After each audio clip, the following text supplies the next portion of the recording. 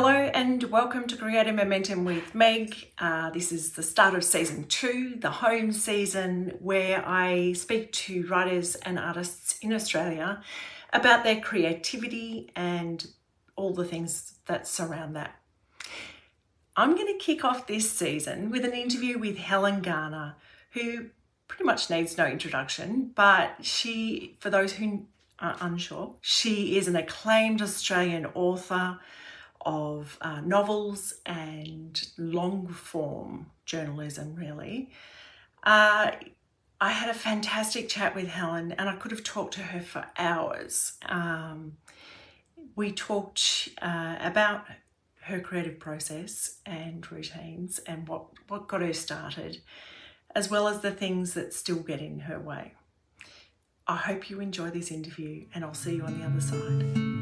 Okay, what do you got there? Okay, welcome Helen Garner, who needs no introduction at all to Australian readers and writers and creatives. I'm wondering, Helen, if you can tell me a little bit about what's your creative routine? How do you approach your writing? Do you have a routine? Has it changed over the years? I could never call it a routine. Well, I do different sorts of writing.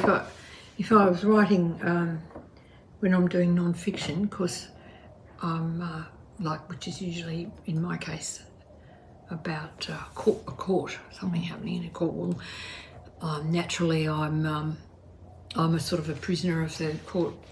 What happens in courts, so it happens at a certain time of day. I just go there and turn up and I sit right through it month after month, and then I take a lot of notes and I keep a running journal the whole time I'm going. Paper? Yeah, paper notebook? Paper. And then when the trial is over, then I just sit down and read through what I've got, which is usually a lot. And I find that journal that I've been keeping, when I say a journal, I mean something I write every day. I write. It's hard to describe. Okay, in the court I have a notebook in which I take notes of what's going on, but I don't have to, because I can get a transcript every night when I get home. The transcript is being sent to me, and that's just an arrangement as a writer or a journalist you come to with the court. And so I don't have to keep up with what people are saying.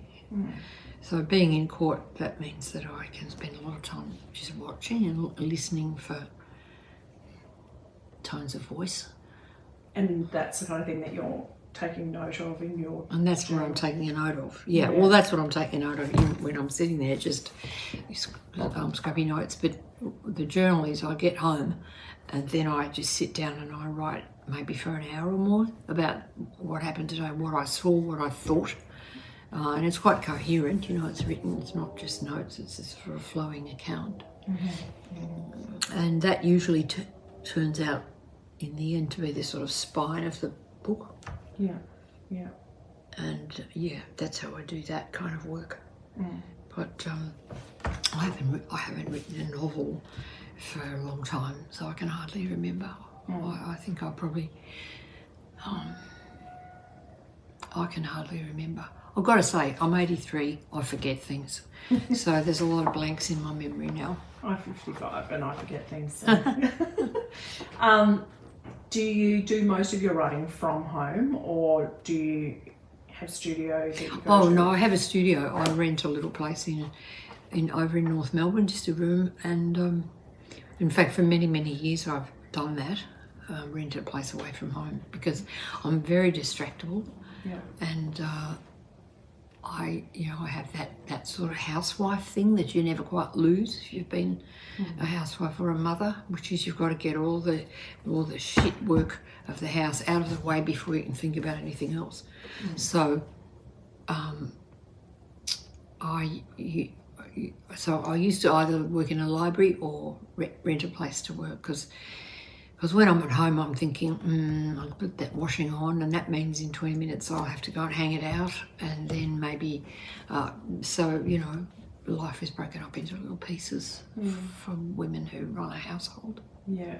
When you are deep in the writing of the book stage, so you've done the research, you've done gone to the court, you've been making your notes. So once you get to that, I'm now going to cobble this thing together, is that when you go to your studio?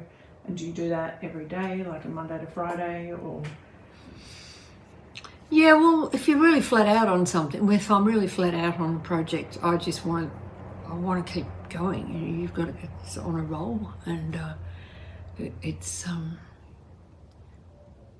sort of an obsessive thing, and I sort of can't wait to get to it in the morning.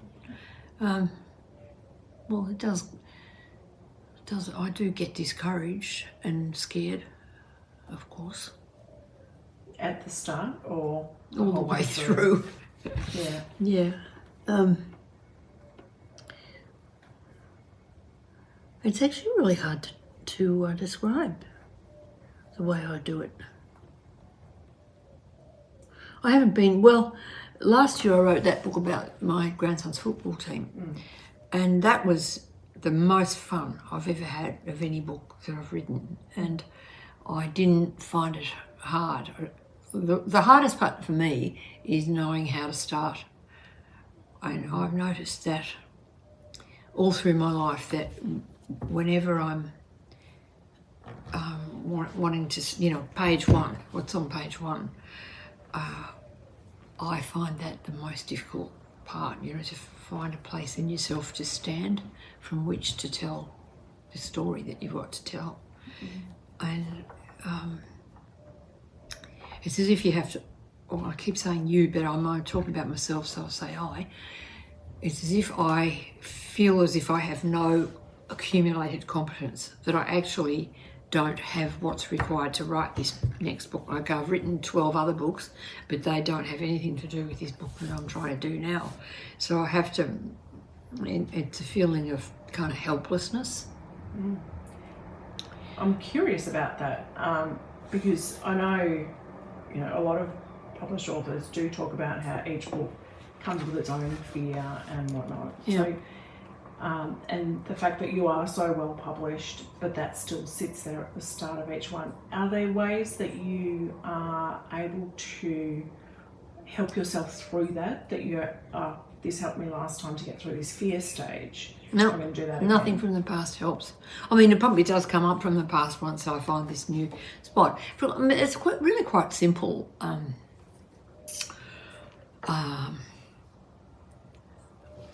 trying to think how I can explain it. Like, for example, in that book I wrote called This House of Grief, which is about Robert Farquharson's trial for driving his kids into the dam. Well, I had a massive, like 7 years worth of stuff there to try to get into shape. And I just really did not know how to start.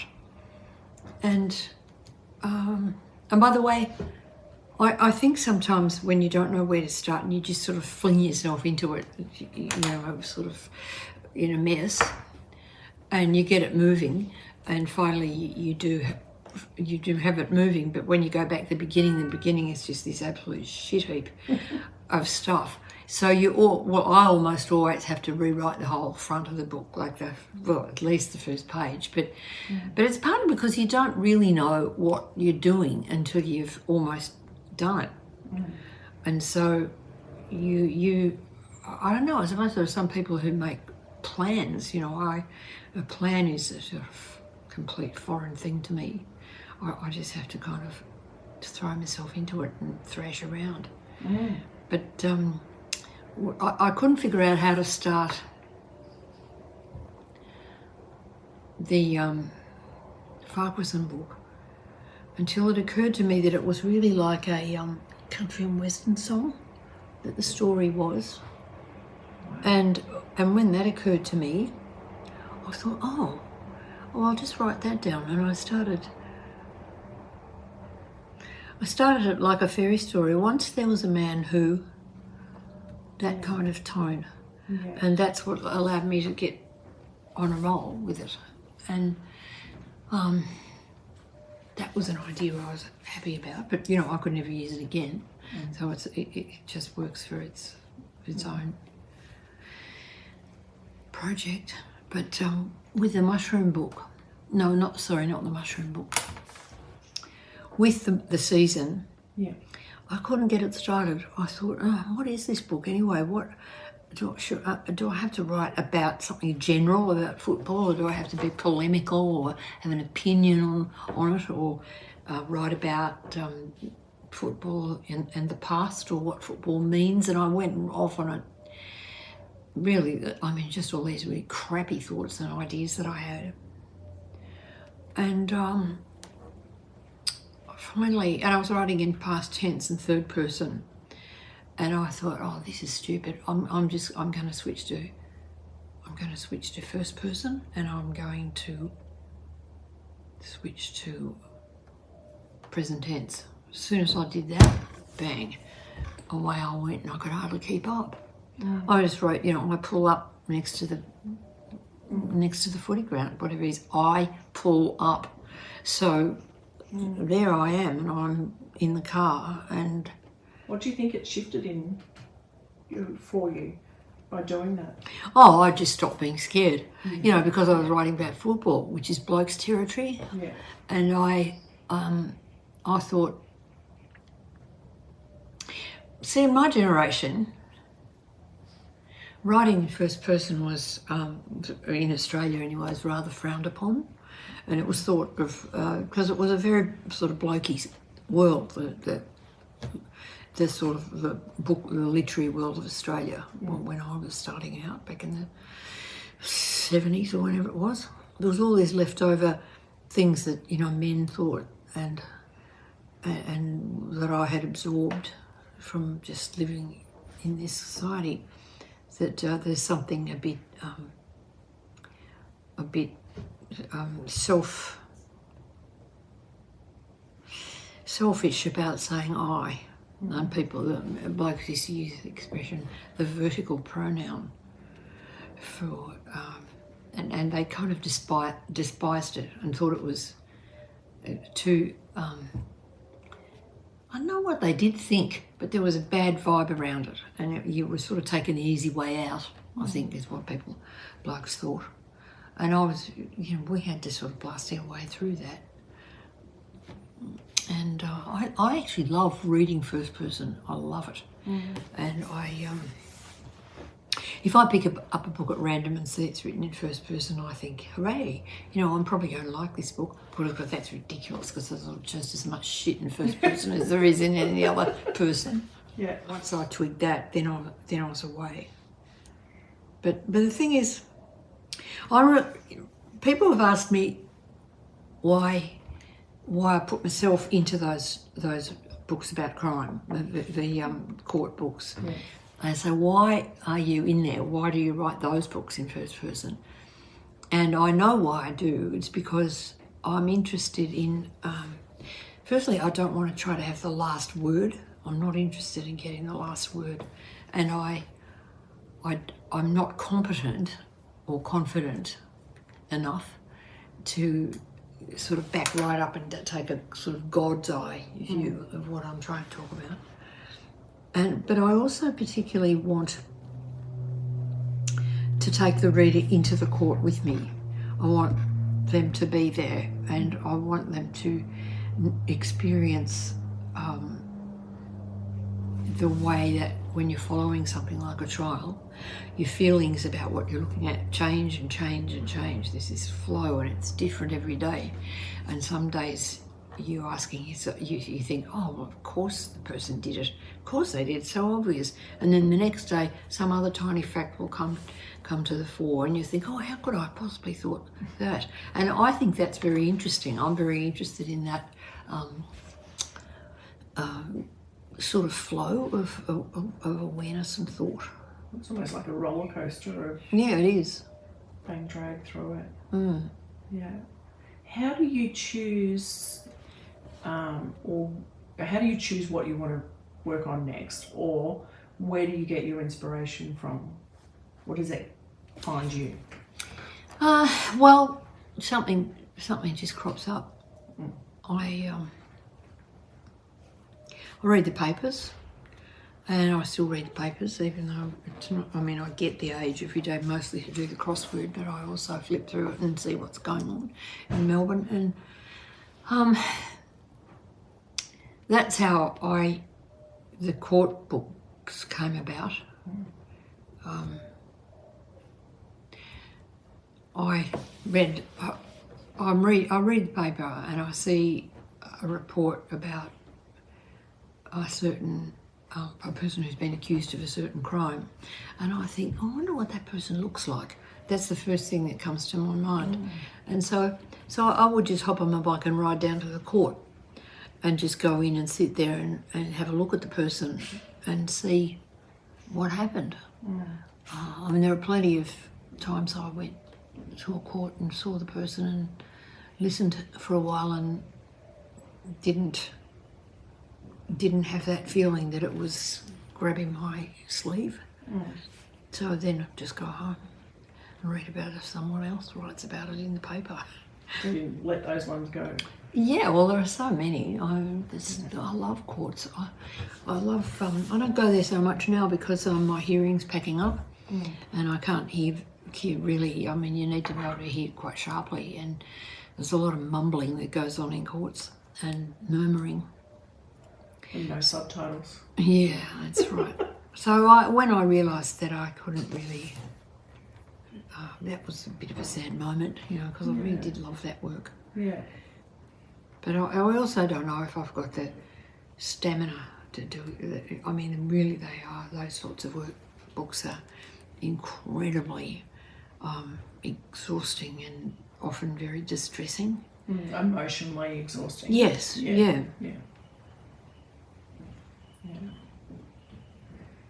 Yeah, so I miss the courts, but I used to, I mean, sometimes I just go down to the court and, finding out that you could go to court, you could go into a court, just walk in and sit down, was this wonderful revelation to me. I had no idea, like most people. I mean, some people actually say to me, really smart, educated people say, how did you get permission to go to that trial? And I go, well, you don't have to get permission because you're a citizen. And the courts are open, and this is a democracy, and what's happening in courts is being done in the name of the citizens of the country, and so you have every right to be there and to pay attention to it.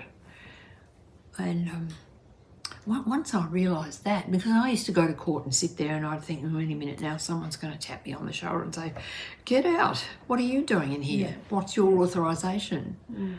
Instead of which you could sit there day after day. I remember I heard you talking at the town hall about mushroom trials, and I actually wrote it down because it struck me that you see it as kind of paying attention, bearing witness. It's kind of the civil duty of bearing witness to this democratic. Yeah, well, it's a right, and I think. I feel as a duty, that's really stating it very strongly, because some people don't want to do that, and people aren't. I guess what I'm trying to say is that there's a lot going on, and that's why a good journalism is so important. It needs to be listened to and seen by people who are interested, who are deeply interested in it and want to understand it and make it comprehensible too, because everybody can't go to everything. So, but there's the word duty is a bit too constricting for it, I think. But it's a prerogative, and it's a privilege, a great privilege to be able to sit through watching people in court who are, it's the worst day of their lives, the worst weeks and months of their lives, and just even the witnesses, how much they suffer. And I realised that after many years of doing it, that I'm very drawn to places where people are in extremis. And I didn't kind of twig this until my office is quite near the Royal Melbourne Hospital, which has a fantastic kind of cafeteria on its ground floor. And I used to go there to get a sandwich at lunchtime. And you walk in there and it's packed, and people, I used to get the same feeling when I walked in the door as I get when I walk into a court. Mm. And I was quite surprised. I mean, it's a little rush of adrenaline. And I thought, what's this? And I realised it was because people there were in pain, some of them who were there. They had splints or bandages, or they'd been bashed up, or, I mean, it's and people would talk to you. You know, I'd sit down at a table and I was always by myself. And there'd be some guy sitting next to me and he'd have his splint on his arm, and I'd go, what happened?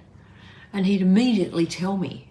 So, oh, come off me tractor, you know, or whatever it was. Or people are sort of more open to each other in places like that.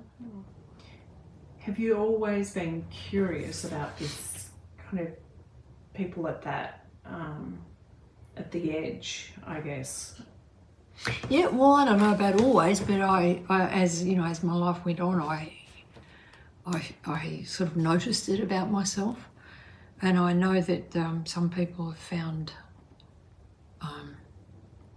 you know, for example, in the mushroom book, the mushroom murder book, it seemed to me like the whole population of the world was divided into two types of people who were saying, wow, this is the most fantastically thrilling story I've ever heard of in my life, and other people were going, you bastards are sick. Why do you give a shit about this? What, you're going to Morwell? Don't be ridiculous. You know, it was that kind of division. And yeah, so I think there are people who find a journalistic degree of curiosity to be almost pathological and to be a bit sort of disgusting. And you shouldn't feel it. And what are you doing there? Why are you poking your nose into other people's business? That kind of thing. Mm-hmm. So I think if there's any duty involved in this, your duty is to do it with respect and with empathy, and to treat the people whose lives are kind of coming apart in front of you with the greatest degree of skill that you've got at your disposal, and not to sort of toss off smart remarks or not give it your full attention, or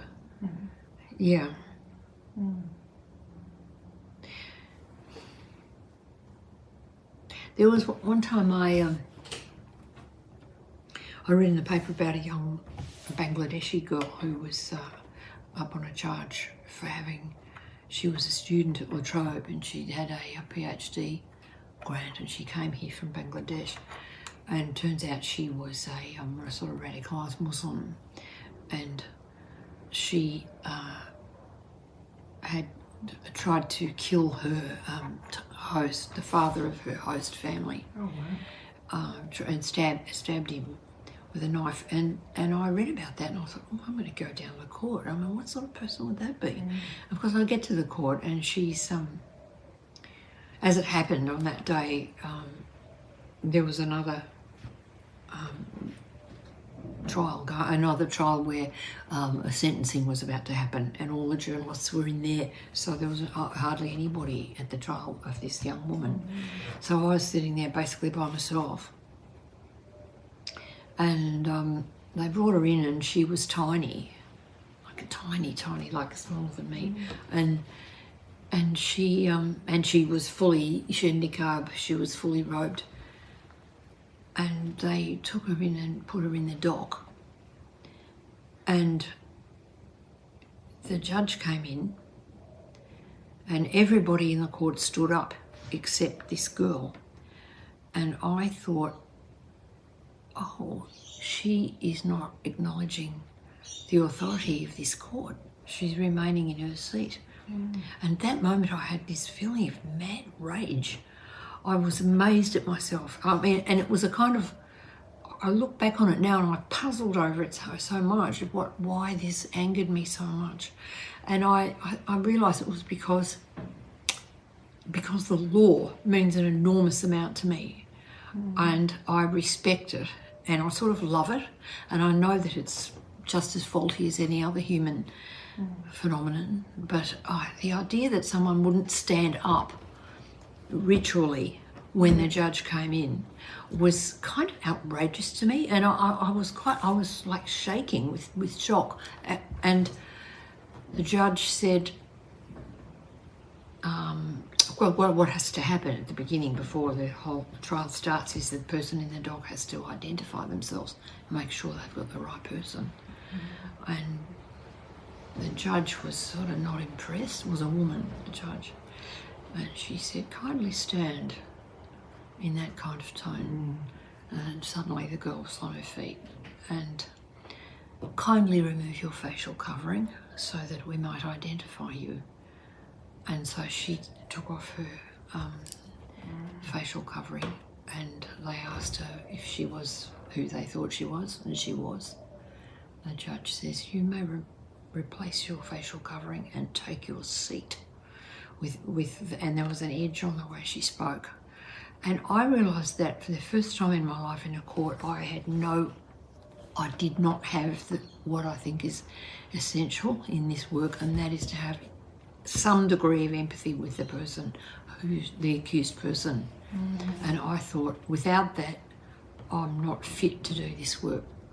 So I just got up and went home. Wow. And it really was a very shocking experience to me to feel that. And well, she got 53 years or something, because it was she was only young, in her early 20s.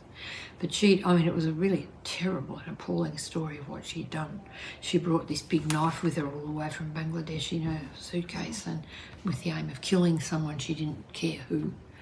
And so she's now in Dame Phyllis Frost prison, and she's the only person in the protection unit who the mushroom murderer is allowed to speak to. But I don't think they speak to each other. What still makes you feel uncomfortable when you sit down to write? Just fear, just ordinary old fear. Fear of, I guess it's imposter syndrome, that's a sort of fashionable phrase for it. But I used to have this, I used to take part in down at the Judicial College, they used to have a judgment writing course for judges and magistrates. And they used to have local writers used to be hired to work in workshops with the judges. And that was a very interesting experience for me, because I did it for several years, just once a year. And I learnt a lot about judges. I learnt that they're full of fear, same as everyone else in the world. Yeah, right. And that it affects their writing. And that's why their judgments are so often so long and so full of jargon, so that the ordinary citizen can't read them easily. It's a sort of...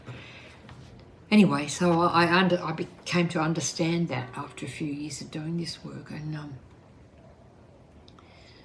one time I was asked to talk to some judges at some other little course that was happening down there in the legal precinct, and I got there, and it was happening at 4 o'clock in the afternoon, and court rises around 4.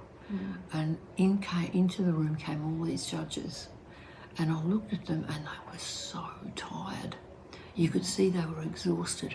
They could hardly drag themselves in there after a day on the bench.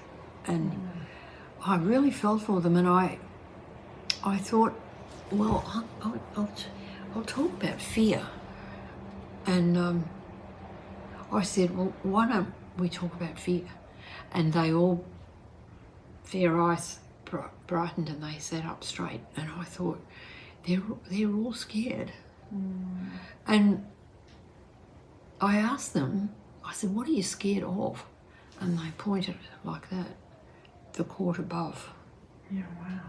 Because everything they write is going to be torn apart or examined with ferocious attention by a court of appeal. And, you know, their aim is to write so that the court above knows everything they need to know. And so they put in everything. And so their judgments are really, really long. And this was fascinating to me because I'd never thought about how hard it would be to write a decision. But they got, after a while in the course that I was teaching in, with the other people there too, they decided that they would get in a couple of judges from the courts of appeal and get them to take part in these workshops.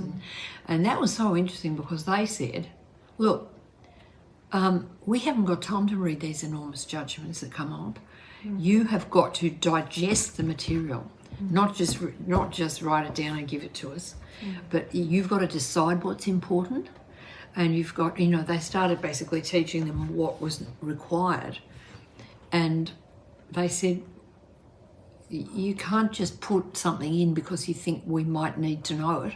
You've got to incorporate it into a piece of writing that's going to make sense and be a bit easy to read because we're working fast. They're working at speed. And I'm thinking, oh my Lord, that's there's something in the Bible where they say, I can't remember who says this, but they're talking about, or maybe it's in the prayer book, about how when you read something, what you have to do is read, mark, learn, and inwardly digest. And by mark, they don't mean mark with a pen, they mean notice. Read, mark, learn, and inwardly digest. And for some reason, that phrase, I can't even remember where I heard it. It must have been when I was at school. But it was so useful to me in that context of hearing the judges being told they had to sort of think differently and get their head around what they were saying, and instead of just hauling these great loads of stuff and sort of dumping them into the judgment, they had to kind of stride through it, saying, I'll have that, I'll have that, I'll have that. And that is what you do when you're writing non-fiction. You're striding across the territory. Once you've read, marked, learned, and inwardly digested, then you've got still a mass of stuff, but you've got a sense of the possible shape of how you could tell it. And so that's when you stride. Gather. Yeah, and gather it as you pass. And don't think, I better put that in over there, because, maybe they want to know what colour shoes he had on or something like that. That's a rather bad example. Yeah. But, but I was really... the guy who ran this course, he was an American academic, and he was actually fabulous. He was very witty and hilarious and a warm guy. And he said, what you have to do right at the beginning of a judgment is you've got to answer this question: who did what to whom? See, and instead of saying, in section 4 of the and talking in legal language, he said, just think, you get home from work, he said, you come home from court, you're tired, you walk up the drive, and your neighbour is hosing his grass, and he goes, oh, good day, Jim, what did you have to do? What did you have to decide on today?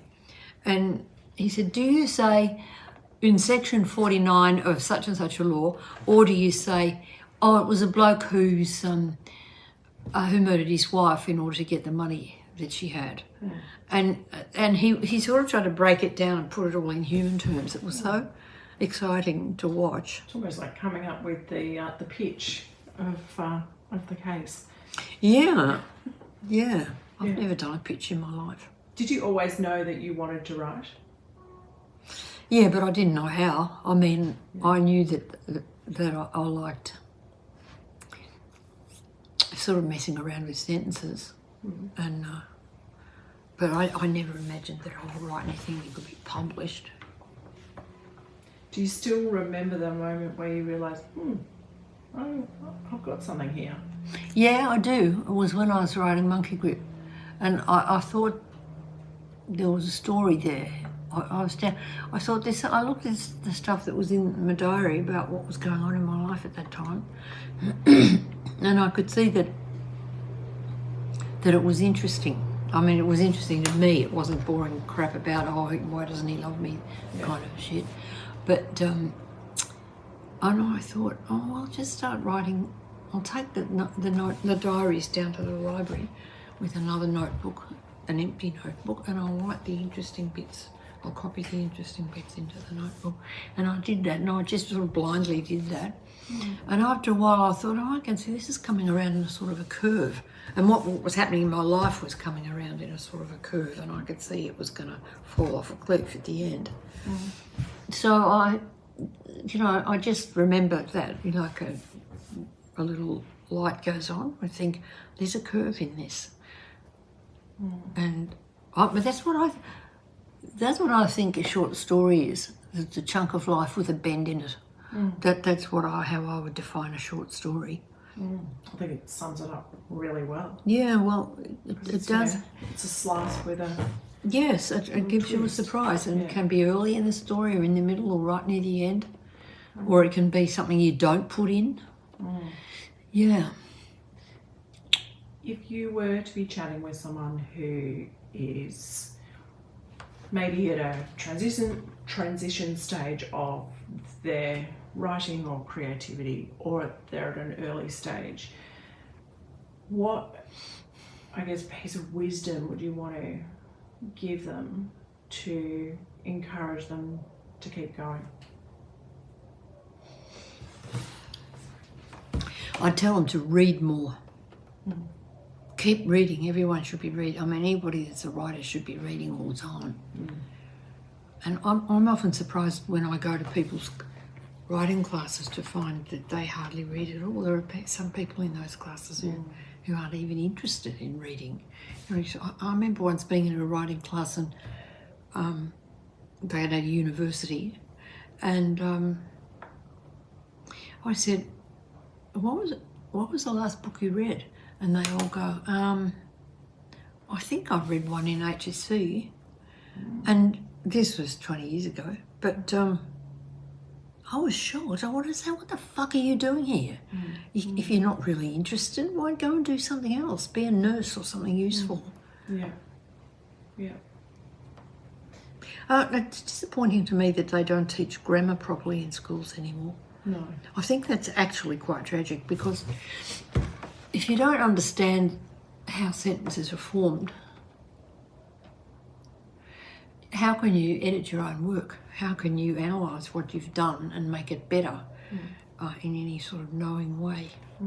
So in that same class, I don't know if it was an extra kind of terrible one, but they didn't, I saw that when I would criticise somebody's work, I'd say, see, the thing is that, your clauses are all back to front, and in this sentence, or that phrase it's not fixed on properly, and they just looked at me blankly. And I'd say, do you know any grammar? And they'd go, well, and they were embarrassed, and I said, does anybody remember any grammar from school? And around the room went this whisper, a verb is a doing word. And so, which is like grade 3. Yeah, I think that's potentially the last grammar that we were taught at school. Yeah. Well, see, when I went to RMIT and did the writing and editing course, was the first time I understood why it worked the way it did. Yeah. That made sense. Yeah. Well, it's sort of, we were taught, of course, it does help to have learnt other languages as well, because especially in my generation, when we were taught not to speak them but to write them and to read, so there was a lot about grammar. And I loved it, you see. I found that the most fascinating thing about school was learning grammar and in various languages. But in English, I just loved it. And I couldn't exactly say why, but I just never got bored with it.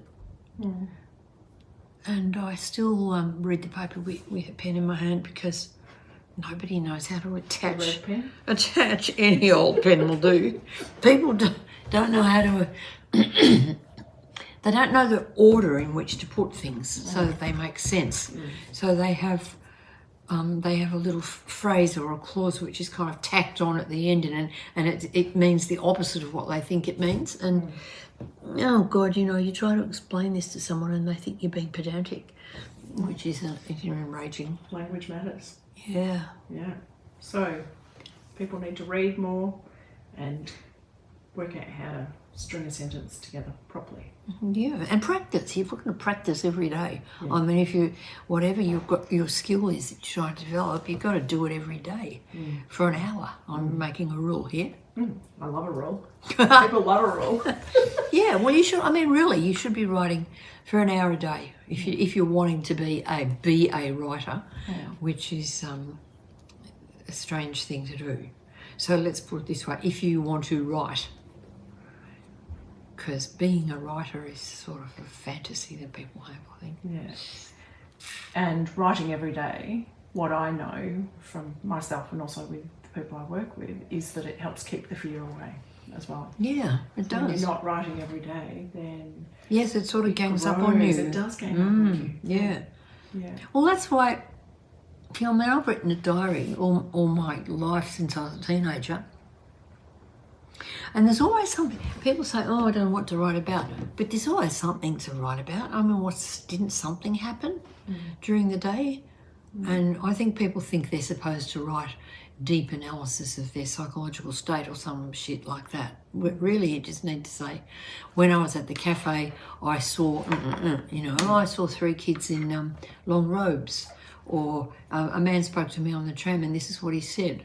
I mean, that just the tiny things of daily life, that's the raw material for your practice. And then after a while, you get to enjoy noticing things and trying to write what a dream, trying to write down a dream is really good writing practice, because you're trying to seize onto a mood that's so subtle that if you don't do it straight away, it's gone. By lunchtime, you've lost it. Dissolves. Yeah. Yeah. Thank you so much, Helen, for your time. It's a pleasure. And people can find work of Helen's, well, it'll be in the show notes, but everywhere. Thank you. Oh my goodness, how good is Helen?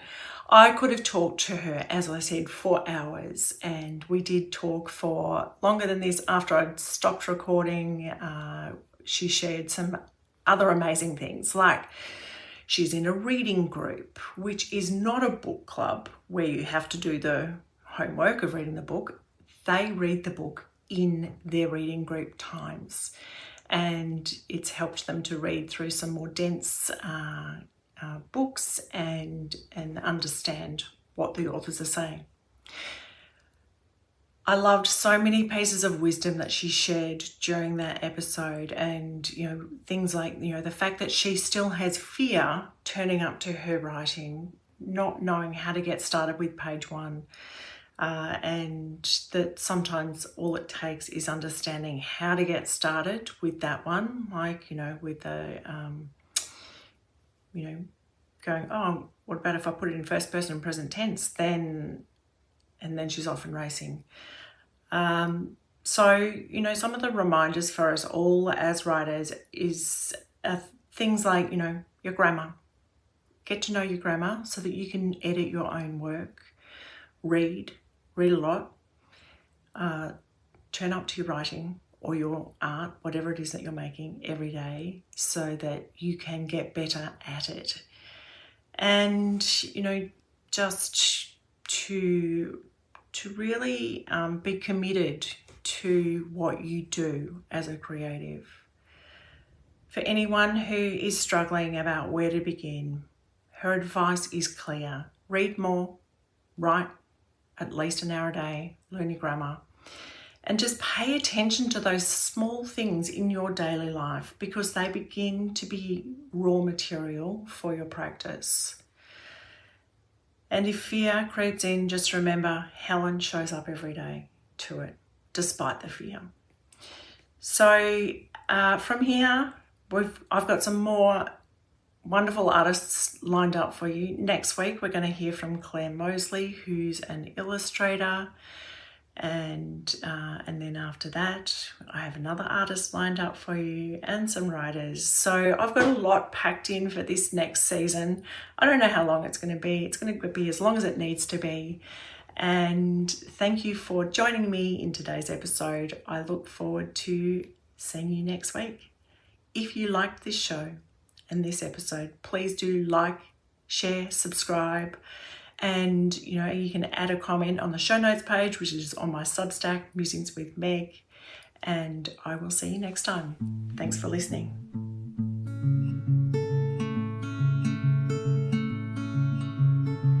Thanks to Yvonne Morton for the music accompanying this podcast.